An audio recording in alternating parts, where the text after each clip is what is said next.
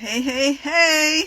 This is your girl Gloria from Heart of the City, San Diego, going live on Facebook. What is up? Who is on? Jump in, join me.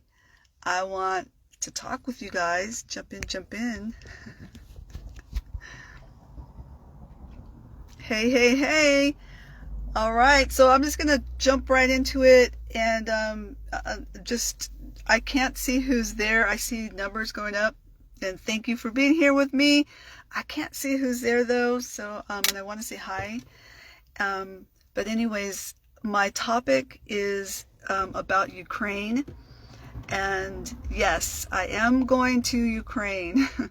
Guys, we're all in. We're doing this. We're on our way. We're going together. You guys, my online community, you guys are going with me. If you are following my feed here on Facebook, you are going with me to Ukraine, okay?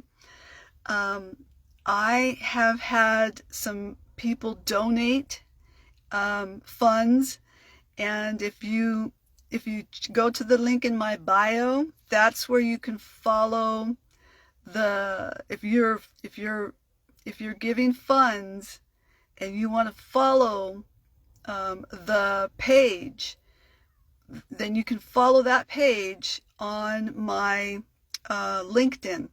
So if you just go to my website on my bio, and you'll see where it says follow, then it has options to donate, and then you can follow the rising of the funds. So it's 2,200, and we are doing this, guys. We're doing this. Let me tell you. Here's how it's going to affect you, okay? This is the conversation that I'm having with people from all over. And, honestly, the first person they gave is my homeboy, Al Sugioso. And I am so grateful because I don't know if you guys probably know this.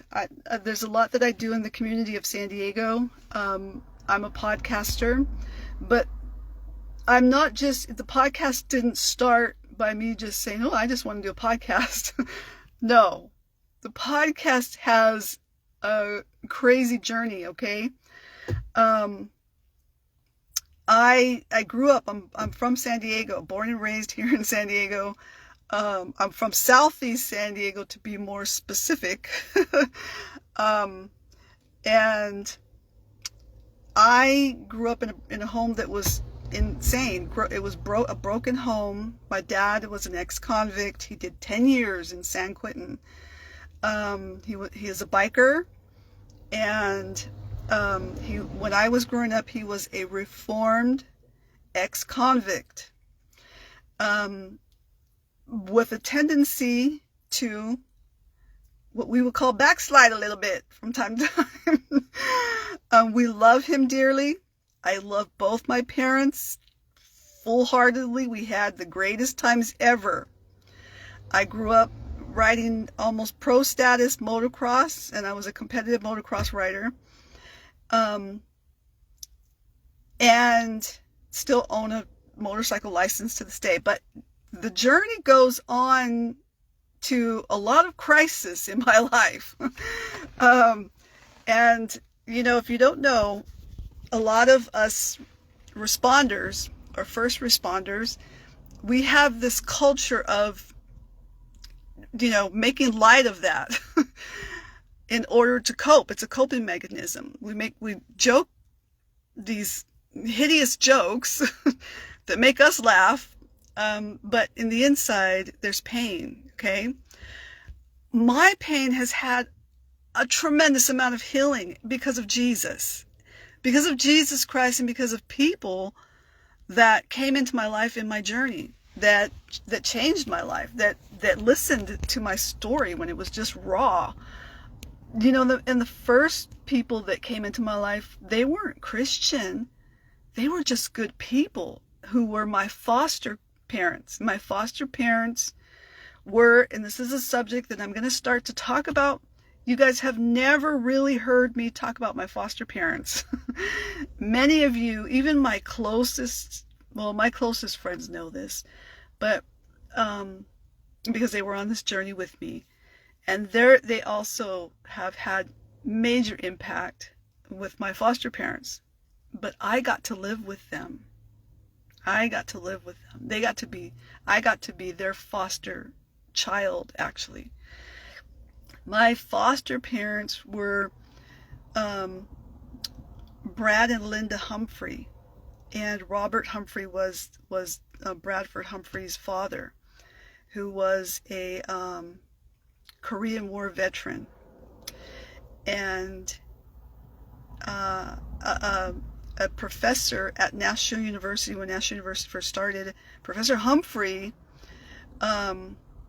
taught on the study of culture and man, which I think it's called anthropology or some I don't even know the name. Anyway, that's what the study was. Now, I've always had adventure in my gut. It's just I was bred into adventure and crisis. So those two things together, and meeting the Humphreys, really intertwined with each other, and they unlocked something that was inside of me, and that was my love for doing humanitarian work. Okay, and my foster parent, Bradford Humphrey,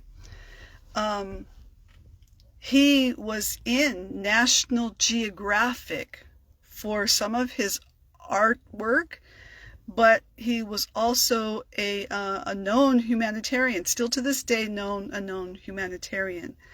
You know, not just people that go out and do stuff, but he was known to a high level. Okay, so, and so was his father, and so was his whole family, basically. You know, and Linda Humphrey was a professional artist, ballet dancer, and things like that. She taught me how to be lovely and graceful. And so that love and the conversations day in and day out have trained me to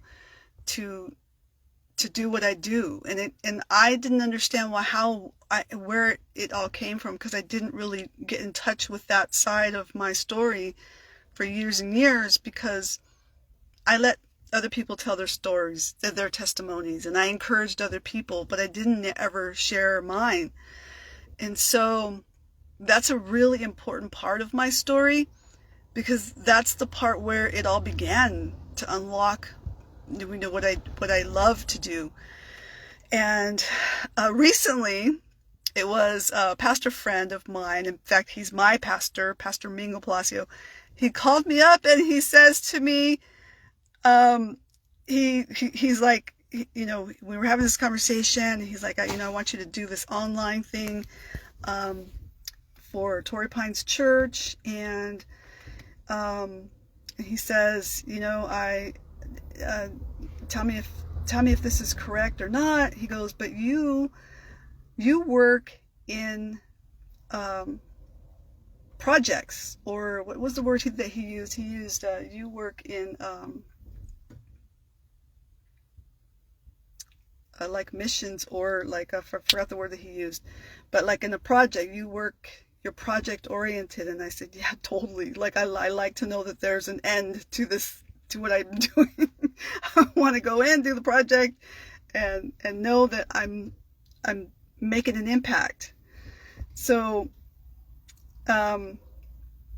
he kind of unlocked something in my mind, and I was like, yeah, that's so true. That's so true. And so it began to make me think, and then the opportunity to came up because I'm already a part of a team of chaplains that have been trained for our city in national disaster. Each person comes from all over different areas, all over the world, pretty much internationally. So this isn't me coming from San Diego as a crisis chaplain. This is people coming from all over different areas, coming together in one place as crisis chaplains going to Ukraine. Okay, so we're all coming from all over different places.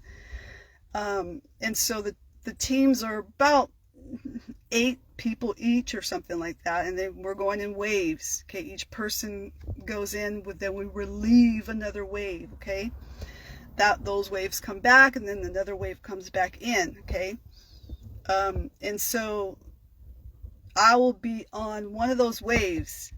In the link in my bio, it says wave 10. That could change because I'm trying to get into the earlier one. The dates are the April the 26th to the 6th, and so I'm trying to get onto the earlier one, not the later one. And so that's why you see that where it says wave 10, or it might change. So if it changes, that's okay. So and the other thing that I want to highlight before I end this video is, I'm so grateful to all those people, but back to my story about the first person who donated, was Al Sugiosa. Al Sugi. I call him Al Sugi. So, he gave, and he was a part of, my Heart of the City San Diego became a veterans group in Pepper Park, 24th Street. Why Pepper Park is so significant to me is because that is the place where I learned how to ride motorcycles. Okay, my dad, we were always boating, and that was the launch pad that we always launched out, because I grew up boating my whole life. My dad was a fisherman as well, and we had on one of his jobs, he got a boat when we were little, and he loved that boat. We were happy when he was happy. We wanted him to stay happy, so we went boating. Okay, we took that boat out, and one day, and it was all sand dunes back there. Back in the day, if you're local from San Diego, especially down in National City area, Pepper Park, we call it Pepper Park. None of the locals call that park Pepper Park. It's called 24th Street. So, way back there, it was a lot of dunes, much like Rosarita Beach, much like Pismo Beach, kind of a setting, right? So it was very much like that. It was a place that everybody went boating, and people started bringing out their dirt bikes and riding their dirt bikes and 4x4s, and it was the place to go. And as I started getting a little bit older, maybe 12 and 13, we seen these people come out with these motorcycles, and I was like, I stayed staring one day, and my dad goes, "You want a motorcycle?" And I was like, "Yeah," because he's into motorcycles. Okay, he's a biker, definitely, and I'm like the oldest, and he just really adored me, like, to the highest level. He just thought that I took to everything, and he thought I was like the smartest person ever. So he loved to work with me. We worked together well. So he bought this it was started with little tiny mini bikes that he got, and he fixed them up, gasoline smell and all of that, just lawnmower engine or whatever. Anyways, I don't know. And them things didn't have any shocks whatsoever. So we rode them. We learned how to ride. A bunch of cousins and I, some of my cousins could have been pro motocross riders themselves. So they were hanging out with us. Those progressed to Suzuki 80, which was amazing and super fun to ride. If you've never ridden a Suzuki 80 with shocks and a 2-stroke, I think it was, you're missing out. Those things are fun to ride. That progressed to 125 and 250s, and the bigger the engine, the taller it sits, with bigger shocks and stuff. So a bit more dangerous, is what I'm trying to say. A lot more dangerous, and broken bones, gashed scars, and all kinds of stuff happen. So that comes along with it. That is not the fun part. The recovery part happens, and then you just do it again because you love it so much. Okay, that's what crisis responders are like. Okay, they're just like that. They like it so much, whatever is embedded in them from their past, from their lifestyle. You know, we don't like the fun. That it is not fun to go into crisis. The after effect of that is like, wow, we helped someone's life. Like, we actually saved their life. Do you know what I mean? And when that, if you've ever felt that before, that's very like addictive. and I basically, we don't do this alone. We do this as a team. We do this as, you know, people that just have it in them to do. As I'm not special. Please listen to the end of this video. I'm nobody special. That's my main gist of this message. I was listening to my Pastor Mingo Palacio this morning talk about the story. It's going to make me cry. But anyway, talking about the story of last week, it was Lawn Chair Larry. I could relate to Larry. Larry's my homeboy, okay? You got to go read that story. Lawn Chair Larry, look it up. Google it. You'll find it. The next one was when the soldiers came back. It's called Project Dynamo. Project Dynamo was some of the soldiers were stranded on the beach and exposed to the enemy. And one of the, I think was it the president or somebody? I got to redo the story. I might get it slightly wrong, but anyway, I think it was the president. He called upon all civilians, anyone who could help, right? He called upon everyone and anyone, not just military, everyone and anyone, to take their own personal vehicles to go and rescue these military guys that were stranded on the beach. Go get them out of there. Go get them. Anyone. And so people responded. Ordinary people, men, women, I don't know, you know, anyone, everyone responded to this. And they were all a part. They were not, even if they were not even in the military. And this went into history as one of the, what Pastor Mingo says, one of the most out-of-box responses ever. Out-of-the-box responses, right? And I love that. I love the story of ordinary people doing extraordinary things. Do you know what I mean? We all can play a part. And I want to choke up and cry because I was at work. You guys got to listen to the story, okay? I was at work and I did something terribly terrible. I was, you know, had a lot on my mind about going to the Ukraine, and I was at my last nerve, and I kind of irritated on someone. You ever done that before?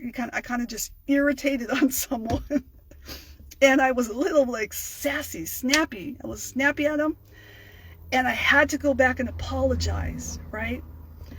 And because you know, I'm not usually like that, but I wanted to apologize, and so I went to go and apologize to this person, and it was a sweet little lady. I'm so embarrassed about this, but it was a sweet little lady who works there, and I had to apologize, and because of that apology, she found out that I was going to the Ukraine. And she says, I've been wanting to get involved, but I don't know how. I don't know what to do. And I'm so frustrated. I was really wanting to know how I can help with something to do with the Ukraine. How could I help? And she said, "Are you taking donations?" And I said, "Yes." Yeah, I certainly am. And so she donated. She donated. And I was like so impressed. So my first responder was my homeboy, Al Sugi. He's my homeboy. And why? Because he's a part of the team of people that when Heart of the City San Diego was just Gloria Medrano hanging out at the park in National City doing a Bible study. Broken, divorced, back from England, just doing a Bible study. Let me say that again. Broken, divorced, former church planter in London, England, doing a Bible study on a park bench where it became military veterans.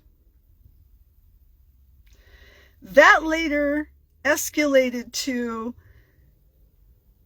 all kinds of other stuff in the city of San Diego, which then became Heart of the City San Diego podcast.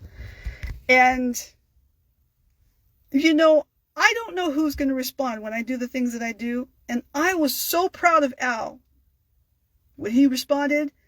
He's just this humble guy that's, you know, he works with veterans. You would never know because he likes to be kind of like behind the scenes. He doesn't like, you know, me to say that he's done this or done that. He's going to probably be sassing at me later. But he's just this person that, you know, he just wants to quietly help, right? And there's just people like that. They just want to quietly help. But these people need to be shined the light on sometimes, you know. Sometimes they need to they're the ones that need the credit. Because I'm responding, yes, but I can't respond. I don't want to respond solo. That's the other message that my pastor gave this morning, Pastor Mingo Palacio. I don't want to respond solo. Okay? I've been working this community, working in San Diego, and helping the San Diego veterans just, you know, at a park bench, just supporting them, just being there for them as their chaplain. And when I seen Al, the first person that gave was Al. I was like, Al is my homeboy. He is my homeboy, like legit, okay?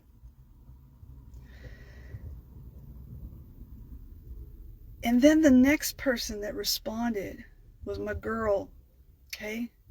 My homegirl, Teresa Verdecchio, okay? Teresa Verdecchio, when she found out that I was going through divorce, she was not the first one, but she was the first one to take me and to say to me, I believe in you. God's not done with you yet, okay? I've had other friends that they responded and, you know, they've been there all along, and I'm so grateful to, you know, to those people. But, and I love them dearly, and they're like family to me. Teresa Verdecchio was more strong. She was almost like more of a pastoral figure, a respected person. And because I'm such a strong personality, I'm a sweet, gentle person, but obviously I'm strong to do what I do. And I have this, that has to do with the strength of my faith base. My faith is I love God, right? And so another strong woman needed to come into my life, to speak into my life, and that was Teresa, right? And she spoke in a way that and I have a respect for her because of her achievements, because of who she is and things like that, right? We're about the same age. And she spoke into my life and she said, God is not done with you yet. She said, she began to start to speak into my life. And so Teresa, after Al Sugi gave, then who was my homegirl, Teresa Verdecchio, gave to the Mission Ukraine into my account. And I was just like, these people, Teresa, a respected person, and you would expect her to respond like that, and she did exactly what you would have expected her to do. The other ones, these are people that we're just all ordinary people, right? We're just ordinary people. I went through issues. I just believed that God wasn't done with me yet. And if I'm doing any kind of public anything, that's just me talking on my Facebook. That's not me doing anything more special than anyone else. It's just me talking on my Facebook and taking action. The taking action part is so important. Some of us are going to take the action in responding and going. Some of us are going to take the action in giving. Others are going to take the action in doing administration. We all play this together, not solo. We all do this in different ways. We're all just so different. So I don't want to be you. I want to be me. And this is how I am me. This is what I do. This is how I respond. These are just the things that I find myself in. And the thing is that I get results. Okay? I push a little bit. Some people, don't understand what I'm doing, right? Especially my son when he had a life change, and his new wife, both of them together, and I'm so proud of them, both of them, proud. But it took a lot of togetherness in this situation. There were people that were helping him on one side, and Mama was, giving her life on the other side. Okay, and so. God is a God that He allows us all to be who we are and function the way that we function. And I can't be inside of the box and function. Sometimes, I want to be in the safety of that box, but a lot of times I find myself not in that. And those people, I'm so grateful for the people that are surrounding me at the moment who allow me to come out of the box. Okay? And they get it. They get it. Sometimes we need people that they get it, right? And so with that said, here's to all of the ordinary people that are doing extraordinary things, one step at a time, and not solo. Not solo. Everybody plays a part in it. And on my journey to the Ukraine, you guys are making me cry because I see you guys responding, and I see you guys believing in this mission, and I see you guys, backing a homegirl up. Your homegirl from San Diego, okay? That said, I'm gonna peace out because I'm gonna head into work and do my regular job, just like everybody else, on my way to Ukraine.